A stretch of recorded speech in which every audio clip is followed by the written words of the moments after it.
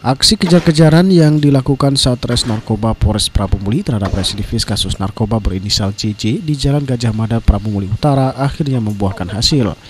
JJ yang berhasil ditangkap langsung digelandang ke Polres Prabu Muli bersama barang bukti sabu-sabu sebanyak 2,67 gram yang ditemukan petugas di genggaman tangannya.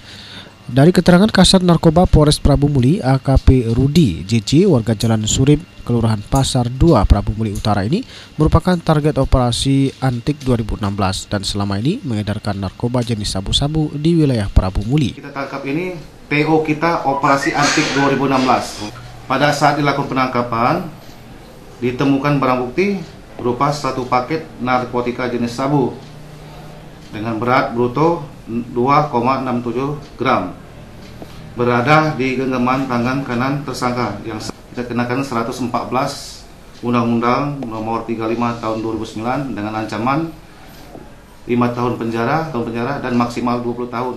Narkoba jenis sabu ini diakui JJ didapatkan dari CC yang saat ini identitasnya sudah dikantongi petugas dan perbuatan JJ dikenakan pasal 114 Undang-Undang Nomor 35 Tahun 2009 dengan ancaman hukuman minimal 5 tahun dan maksimal 20 tahun penjara. Anton, PAL TV.